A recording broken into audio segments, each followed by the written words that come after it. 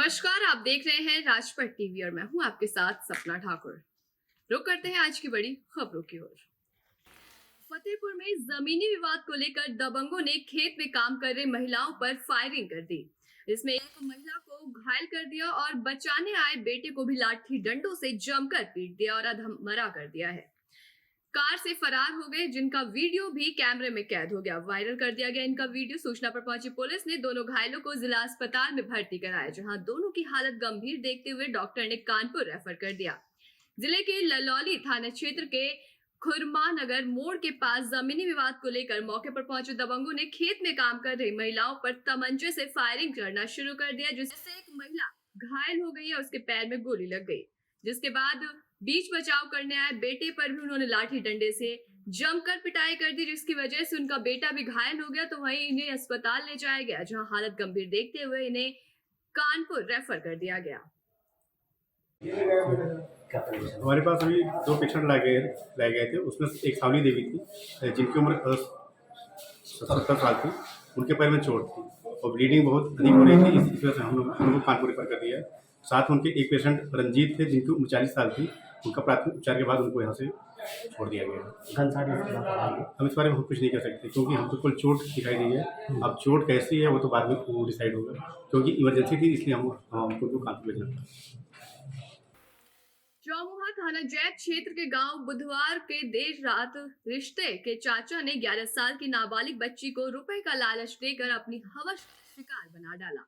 घर में हुई घटना की सूचना पर पहुंची पुलिस ने आरोपी को गिरफ्तार कर लिया है। वहीं हवस का शिकार हुई बच्ची के पिता की तहरीर पर पुलिस ने मुकदमा दर्ज कर बच्ची का मेडिकल कराया। मिली जानकारी के अनुसार 11 साल की बच्ची बुधवार की शाम को अपने घर के सामने खेल रही थी, तभी पड़ोसी चाचा ने बच्ची को 10 रुपए देने के बहाने से घर बुलाया और बच्ची के साथ दुष्कर्म किया।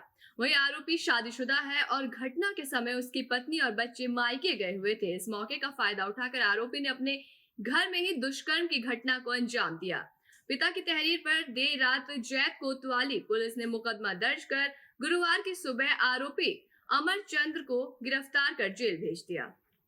क्या क्षेत्र में बलात्कार हुआ है, क्या है पूरा मामला? ये जैत थाना क्षेत्र के अंतर्गत ग्राम बाटी से लगभग शाम को 4:30 के आसपास सूचना मिली थी पीआरवी को कि एक मंदबुद्धि 11 वर्ष की किशोरी के साथ में उसी के पड़ोस के रहने वाले एक युवक ने लगभग जिसकी उम्र 35 वर्ष है दुष्कर्म किया है। उस पर तत्काल चौकी इंचार्ज और पीआरवी गई थी। मौके से ही हम लोगों को बालिका के साथ दुष्कर्म करने वाला व्यक्ति मिल गया था, उसको तत्काल हिरासत में लिया गया।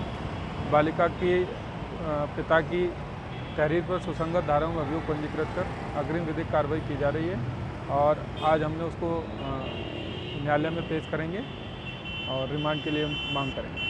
तो बताया जा रहा है मध्य अपर्णा कौशिक एडीसीपी मध्य राजेश श्रीवास्तव की टीम को बड़ी सफलता हासिल हुई, जहां बैंकों के बाहर टप्परबाजी की घटना प्रकाश में आने के बाद थाना हुसैनगंज, थाना आलमबाग में मुकदमे लिखे गए थे। थाना हुसैनगंज सर्विलांस सेल की संयुक्त टीम की मदद से 5 टप्पेबाजों को धर दबोचा गया।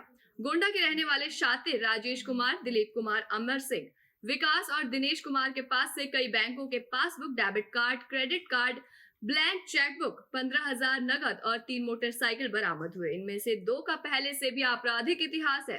सभी संगठित होकर घटना करते थे। लखनऊ के आसपास के शहरों में किराए का मकान लेकर ये रहा करते थे। डीसीपी मध्य अपर्णा कौशिक ने पकड़ने वाली टीम को 10,000 का पुरस्कार घोषित किया। से बैंकों के बाहर टप्पेबाजी की घटनाएं प्रकाश में आ रही थी। उस संबंध में थाना हुसैनगंज और थाना आलमबाग में अभियोग पंजीकृत किए गए थे। तभी से लगातार हमारी टीमें इसके सफल अनावरण करने हेतु प्रयासरत थीं। इसके संबंध में बताना है कि इन सभी घटनाओं का सफल अनावरण किया गया है और उसमें 5 शातिर अभियुक्तों को पकड़ा गया है। इनका नाम राजेश कुमार, दिलीप कुमार, अमर सिंह, विकास और दिनेश कुमार है। ये सभी जनपद गोंडा के रहने वाले हैं और इनके पास से कई blank passbooks, blank cheques, blank जो एसबीआई की पासबुक्स हैं, जो चेकबुक्स हैं वो मिले हैं। विभिन्न बैंकों के डेबिट कार्ड, क्रेडिट कार्ड मिले हैं।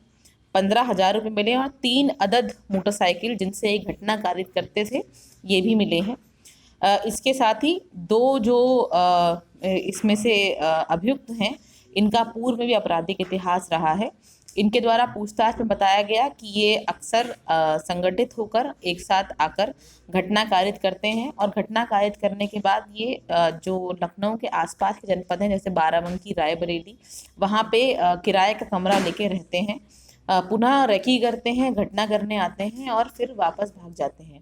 अमरोहा जनपद के गजरौला थाना क्षेत्र के नेशनल हाईवे के पास स्थित गांव उदेना चक में गुरुवार की शाम को उस समय हड़कंप मच गया जब अज्ञात कारणों से गांव की मिथिलेश देवी के घर में आग लग गई। आग लगने से आसपास के लोगों में हड़कंप मच गया।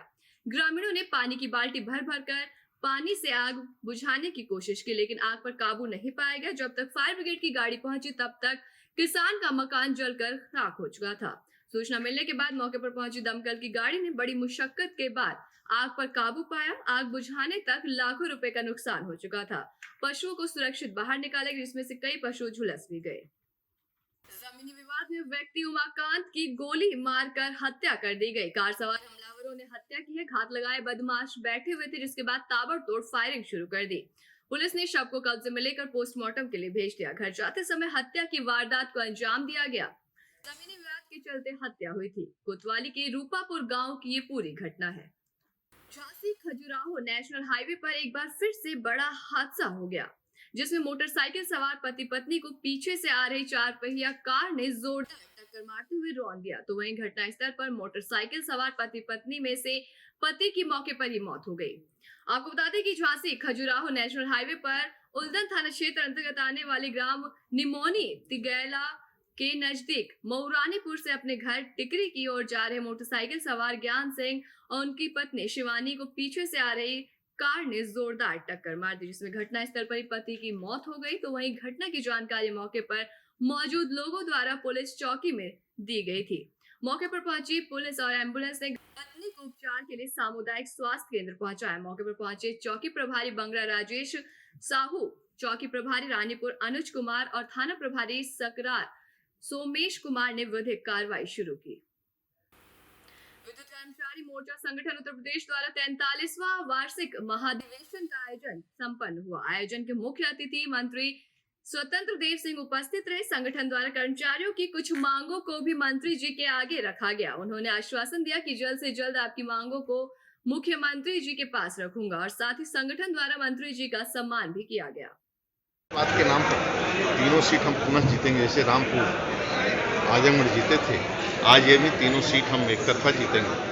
आदरणीय मोदी जी, योगी जी का नेतृत्व है, कार्यकर्ताओं का परिश्रम की पराकाष्ठा है, उसके आधार पर और जनता जनार्दन का आशीर्वाद सर माननीय मोदी जी की, योगी जी के प्रति है। मैं तीनों मिलाकर हम लोग संगठन के कार्यकर्ताओं के परिश्रम करेंगे, इसके आधार पर। मांड तहसील के गांव बेगमपुर खादर में सर्वे विभाग ने सरकारी जमीन पर खड़ी फसल को जुतवाकर अवैध कब्जे हटाए। तो वहीं महिलाएं और बच्चे रोते हुए दिखे, लेकिन सर्वे विभाग के अधिकारी नहीं पसीजे। एआरओ प्रीति जैन के साथ मांड, सुरीर और नौझीर थाना पुलिस बल भी मौजूद रहा। 4 ट्रैक्टरों की सहायता से सरसों, गेहूं के अलावा आलू, फूल गोभी, बैंगन, पालक और अन्य सब्जियों के खेतों को जुतवा दिया गया। इस दौरान खेती करने वाली महिलाएं और बच्चे रोते गिड़गिड़ाते रहे, लेकिन एआरओ नहीं पसीजे। सर्वे विभाग के अधिकारियों से पैर पकड़कर बच्चा रहम की भीख मांगता रहा, लेकिन फिर भी उनके खेतों पे ट्रैक्टर चलाया गया। एक बच्चा इसमें भीख मांगता हुआ दिख रहा है, जिसका वीडियो भी सोशल मीडिया पर वायरल हो रहा है। नाम का है? मेरी मम्मी सुनीताई मर गई। मेरी मम्मी कितने दिन पहले मरी हो? 1 साल है गई। कैसे मरी हो? बीपी लो है। और तेरी 2 बहनें छोटी? ये 3 साल की है, ये 6 साल की है। वो स्कूल गई है। तो पापा कहाँ हैं? घर पे? पापा घर में। पापा बीमार है, तो घर पे सो रहे। पापा कह रहे तू देख के हम पे गए रो गेट पे। मेरे लंबे आए हूँ ना, मैं गेट ही जोते तो इन्हें हम करेंगे। आरोपी इंस्पेक्टर निशु तोमर के संदिग्ध परिस्थितियों में लापता हो जाने के मामले में हाईकोर्ट सख्त है। विवेचक महिला थाना प्रभारी को इसके लिए फटकार लगाई गई। पूछताछ के लिए महिला थाना लाए गए इंस्पेक्टर निशु तोमर लापता है। इंस्पेक्टर की पत्नी ने हाईकोर्ट में शरण ली है। कई पुलिस अधिकारियों और पुलिस कर्मियों की कथित अश्लील वीडियो को लेकर इंस्पेक्टर को गायब करने का आरोप लग रहा है। महिला सिपाही ने इंस्पेक्टर के खिलाफ दुराचार का मुकदमा दर्ज कराया था। मामला श्रावस्ती और सुल्तानपुर एसपी ऑफिस से जुड़ा हुआ है। ऐसे तमाम बड़ी खबरों के लिए देखते रहिए राजपट टीवी, सबसे पहले भारत।